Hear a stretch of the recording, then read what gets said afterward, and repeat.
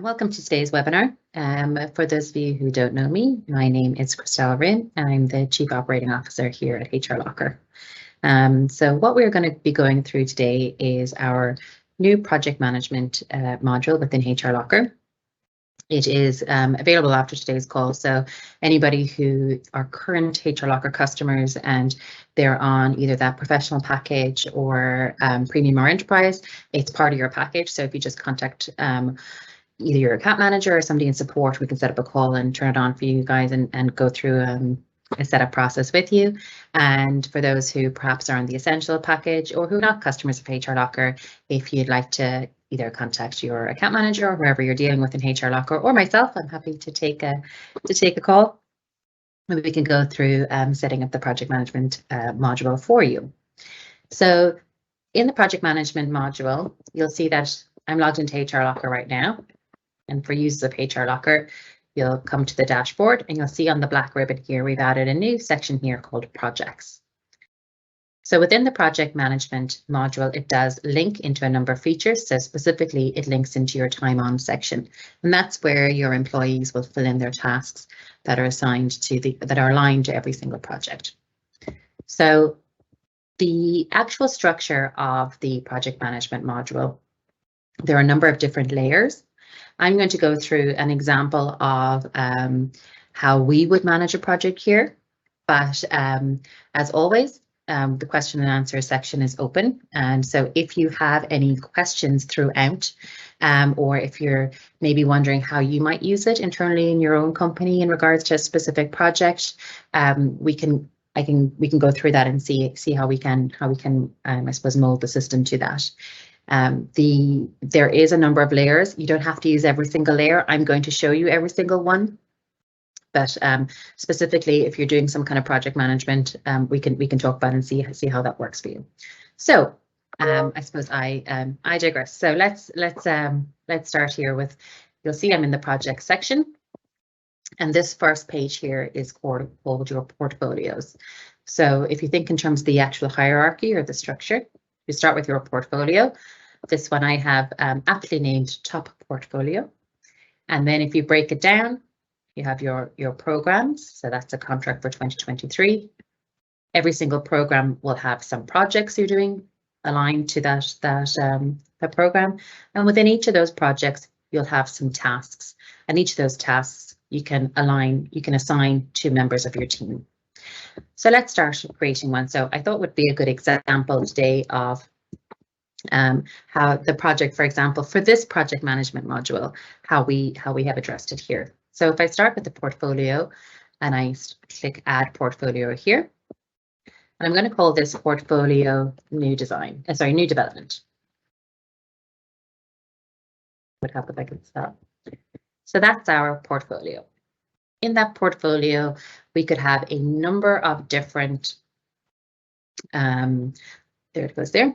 We could have a number of different programs, and each program for me, I'm going to put them each as a new product feature that we're going to do.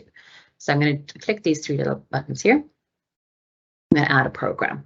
And for example, this one, I'm going to call the new project management module. Any notes? So if you want to, you can put in notes in regards to maybe what the module is, or maybe what the program is, how you measure this, the cost for this. So if it's euro or pounds, really this is really just for reporting purposes. So I'm going to do euros. Program code. So you'll see here that there's a program code that automatically generates. It is a unique identifier, but you can, if you don't want to use the ones that we're creating, you can just delete that and put in, for example, PM1 or something like that. So we'll use this one that's here. So for this program, I'm going to put in that the start date, for example, let's put it in that it started the 1st of October, and the end date, we're going to put in, for example, the end of this month. So that's when the program is going to I suppose fall in between. So now you'll see within that portfolio, I have the project management module there. And say, for example, I want to look at doing some other new development. So we're going to add another program there. And for example, it could be another thing we're working on at the moment is advanced reporting, for example. And you'll do the same thing. So you'll get the idea. You can put all your different projects you're managing here. So within each one of these programs, so here's my project management module. So that's my program. There's going to be a number of different projects within each one of these. So the first thing I'm going to look at here is on the side. So I'm happy with all of this. There's the project name. I'm going to put in the program roles in a second, what the portfolio is, who's the project manager, what the budget is. So say, for example, this entire module, let's say that it's going to, we'll just put a round number in there. We'll put in 500,000. That's the budget. The budget is you'll see in a second. So that's the budget, and it compares to how many hours people have actually done against it. So that's what that correlates to. And any fields. So if you are using some specific codes or internal things that you like to record, you can put in a specific field. You can decide, is it a date or a list that you want to do? For example, if it's a cost center, maybe you can put that in here. And you can put in R&D or whatever it is yourself. So you can, there is the facility to put in your own specific customizable fields here as well. Okay. So my next question is, okay, so who's going to be involved in this program? So you can do it by office, department, or employees. So if I look at the offices, perhaps everybody in head office is going to be involved in that. And I'll just add them here. So all these people are available to me to assign tasks to and assign projects to. So you can kind of individually see here, okay, so Liz, where she is head office, cost per hour. So how much is it exactly that she I suppose, how much if I'm working on a project that I'm billing somebody, how much I charge her out for, or you can use it, well, how much do I actually pay her? So let's just put in, for example, that her cost per hour is, let's say, 100 euros per hour. And that'll go in there, okay? And that will fall down then in regards to the projects and the tasks that she's doing as well. So the roles here as well, completely customizable to yourselves. You can manage the program roles. So you can put in, you can put in project manager,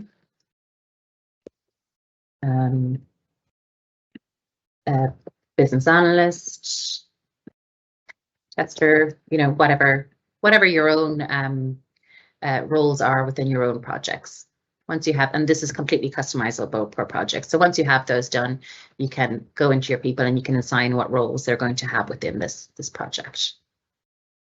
So now that I kind of have the program set up, I have this, obviously there's no hours recorded in it because I haven't assigned any to anybody yet. I can see how many days there are remaining. I can see what the budget is. There's no cost yet because nobody's actually recorded any hours. No tasks completed and no tasks remaining, but that's obviously because I haven't signed it in yet. So within this project management module that we're about to release, there are a number of different projects that are aligned with that program. So let's say, for example, the first project is the business analysis. Oops. So this is that pre-stage before this project where all the research has to be done. So let's say if I give maybe a third of that, or I'll just put in that the budget for that is maybe 100,000. I want this to happen pre the development. So I'm going to say that they have perhaps the month of October to do that. Okay. Estimated total hours. I've spoken to my team and they think that it's going to take perhaps maybe 50 hours to do that. Okay, my other project within this is let's say development. Again, maybe the budget for that is perhaps 200,000. It's going to start after the business analysis. So let's say from November to December, they have to develop it. Estimated total hours. I've spoken to my head of development. He's going to say it's going to take 300 hours to do that. Okay. You see they're all populating in here. Estimated work hours, estimated budget. I'm also going to put in here, so for example, then there's QA, so testing. Maybe there's 100,000 budget for that. And I'm going to put in that testing is going to happen from November to, let's say, the 2nd of January. Okay. Now I'm also constant, this is probably just my bad maths rather than, but it's a good thing. So I can see the budget over here for the program is 500,000. I'm currently going into 400,000 of budget. So just to be, you can kind of compare that as well. So final thing that we're going to do here is the marketing. And we're going to put the last budget here as 100,000. So marketing will start, let's say, in the beginning of January. And we'll go towards the end date. Estimated hours, I've spoken to my chief marketing officer and she said there's going to be about, let's say, 100 hours for that. Okay. So now I know what my main projects are going to be for each of these, for this whole project management module. So if we go into marketing, for example, okay, no tasks there. So let's decide in regards to when we're looking at releasing this actual module, what tasks are associated within marketing. So a number of specific ones. So for example, the website page has to be updated. And we're going to do that internally. So there's no budget. You see, I can't start it prior to the date it's been assigned to me. But let's say I'd like this to be completed by the 15th of January. My next task is going to be setting up this webinar. Okay, and that has to be completed by the 22nd of February. Okay, some training videos perhaps. And that has to be completed at the same time. Okay, so now you can see all my tasks are here. And I'm going to now go and assign who's actually going to do these tasks. So if I go to the website page, for example, who's actually going to be doing this task. So I am going to assign one of these employees who I assigned at the program level already. So let's say Kathy Connors and John and Liz. They're going to be working on the website. Oh, sorry, what was this? The website page, yeah. So they're going to be working on the website. By default, I put a cost code there of 100 euros for Liz. Let's say that Kathy, maybe she costs me a little bit less. She costs me 75 euros, maybe. She's going to estimate that there's 10 hours to do in that. Liz has told me that there's 5 hours that she's going to do in that. And John, perhaps he's an external person and he costs me 500 euros an hour. We've gone to, he's given us a proposal and he said it's going to take him 10 hours. Okay. So now you see it's kind of taken shape. Oh, I didn't put in Liz's hours there, sorry. Yes, Liz's said 10 hours. So you see there it's kind of taking shape. It's you know, it's kind of building out your task list there. So now for each, if I look back at, we'll go back to another one here. So we'll go back to our marketing. So there's a website page. We've assigned tasks that we're going to go into the webinar. And we're going to assign tasks as well to Kathy, John, Kelly, for example, and Liz. We're going to assign to her. And for example, we do the same thing here. But so each one of those tasks now have come into the person's timesheet. So if I go into the time on section here, so go back to the tab. Okay, you'll see here this is Liz's timesheet. And under her timesheet, she now has the different tasks that she has to complete. And if she looks at the task info, she'll see that who assigned it to her, what start date she has. So she has between the 1st of January to the 15th of January to do the website page, and hours assigned. She has 10 hours to actually do this. So she can fill in her hours here. So for each day, she'll fill in her hours. And for example, maybe she's going over the 10 hours, so she'll put another 5 hours in here. She'll put a note in there saying, now I had to do extra work. Because extra feature or something like that, you know. And when she saves that, you'll see here that her progress is now at 140%. And that's obviously because she's 40% over the actual task that was assigned to her. And she'll keep going through that. And once the tasks are done, maybe she's finished it, she'll give it a click there, and now the task is completed. And then when I actually go in to look at the actual reports, I can see how many hours Liz has done on that project, and were they completed or not. So I'll just refresh that. Okay, and then the wrong one here. So sorry. Okay, so you'll see the amount of tasks remaining. You'll see the hours recorded. So that's how many hours we just recorded on that project there. And I can also see it at the top. And how much that cost me, because that's how much I'm paying her per hour. So we gave her 100 euros per hour. So it's cost me 1,400. Makes sense. You can look at the top level as well. We go into the project management module. So you can see how that kind of scales the whole way down. I can see here then as project manager, I can go in here and see there's Liz. What's her role as project manager? She's currently recorded 14 hours against that. Okay, so I'm just going to pause there because we've got a couple of questions. See if I can answer any of them. So who has visibility of those costs? So it's the project manager that will have visibility of them. So there are a number of different roles that you can assign. I go into the directory here. And if I select a manager here, within their settings, there's a new setting there for project management. So if that's disabled, the person will not have access to this project management screen with all the costs. If it's read only, they'll obviously be able to view it, but they won't be able to assign people or assign tasks. And if they have full access, they'll be able to put in the costs and put in the cost codes. Now, one of the kind of nice features, and this came from actually speaking to a client, is that to that point, if you don't want some project managers to see the cost, you can use cost codes instead. So what does that mean? If you go into the project here, just choose a project, and you'll see there's cost code. So if you don't want to actually put in a cost per hour, and you want to put a cost code instead, which you have internally that you know that, for example, D5 means that cost code is actually 100 euros per hour. You can actually come in and just put cost codes instead if you don't want your project managers to actually put in that cost. Okay. Can you build a project without associating with the program or portfolio, i.e. standalone projects?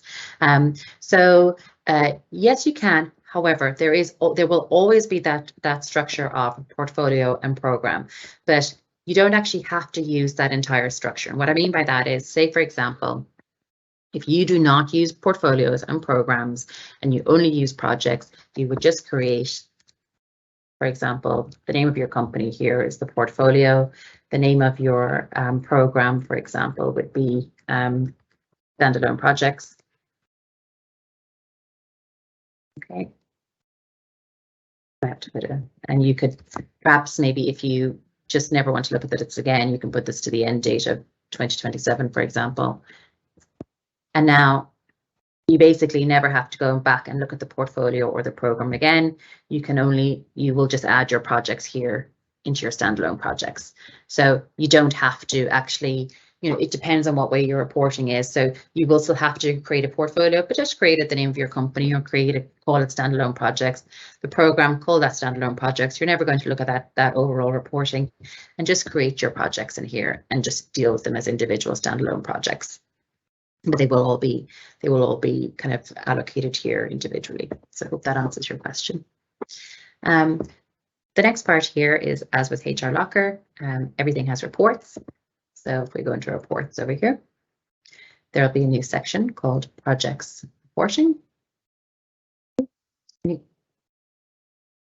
Over here. So you'll see here there's time off, time on, and there's a new section called Project Management. So if you go into the Project Management section, there's 3 downloadable reports that we're going to show you now in a second. It's just very slow, my apologies. So there's 3 reports here, which is tasks per program, daily tasks, tasks per employee. So let's have a look at each one of these. So we'll do a quick download of all of these. So there's the first one here.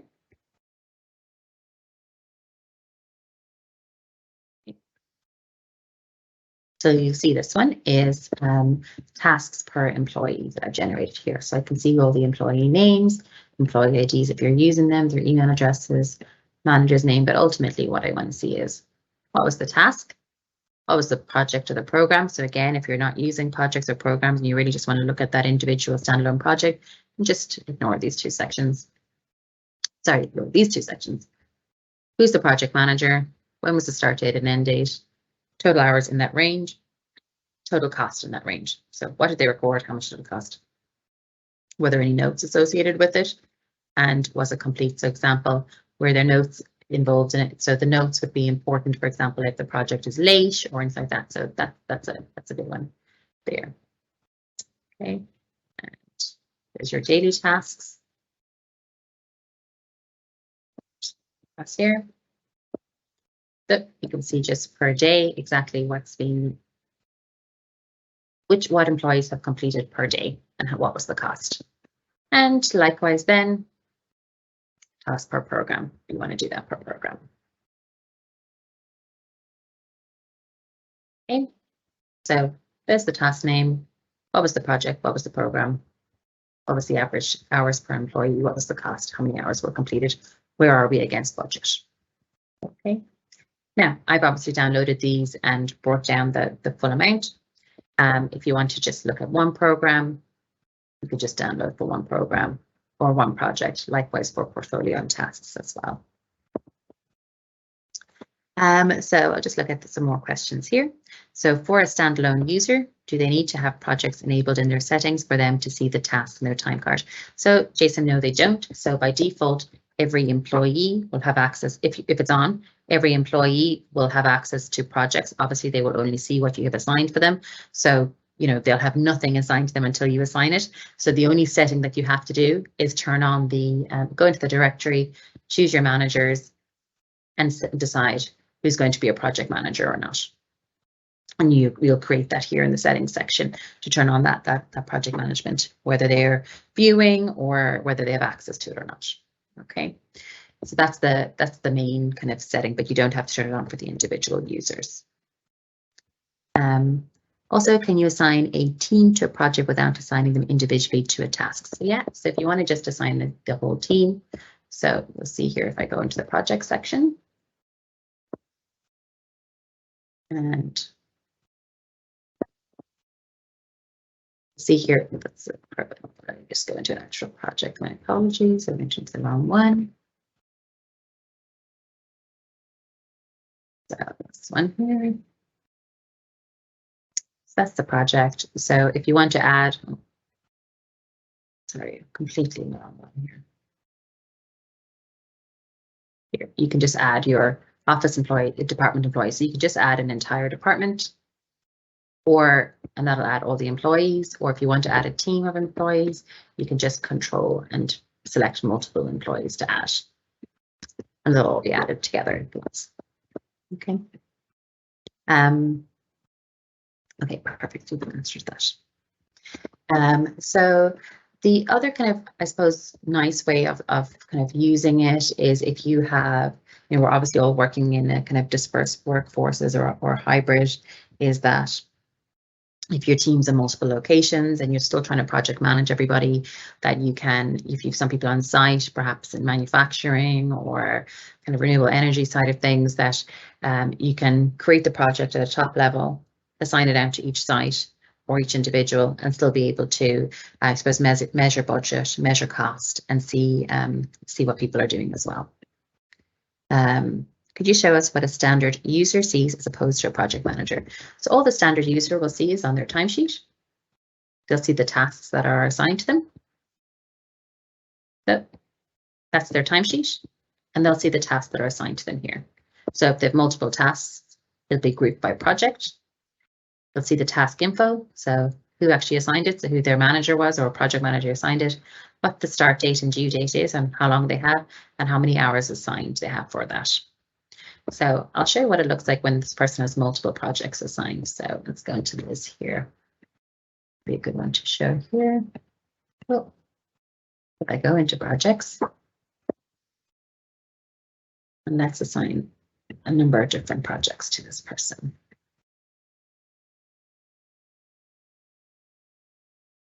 So we're going to assign the contract 2023. We're going to assign that to Liz. And assign these different projects to her. We're going to assign some tasks to her here as well. So you see here, you can add multiple people to this task. You don't have to add them all individually. You can add an entire team to that task. Okay. Now she has that task too. Let's refresh her timesheet. Okay, while waiting, we'll put on another, we'll give her another program as well. Oops. I just want to give you a good overview of how when somebody has multiple applied to them. So let's add Liz to this one as well.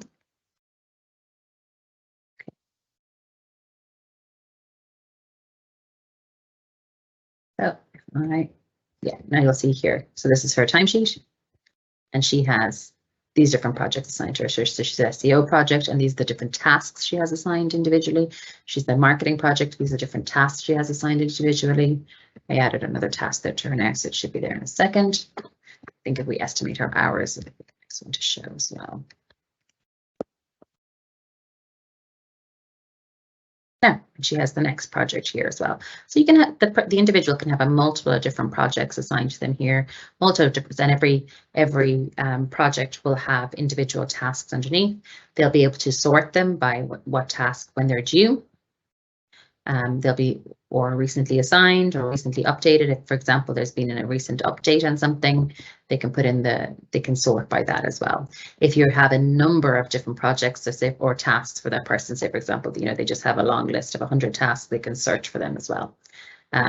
So whatever the individual's preference is of how they want to group them, my own preference is to look at the overall what project everything is allocated to, but maybe the individuals just want to see their tasks and they would just group them by task due date. So they know exactly when things are due.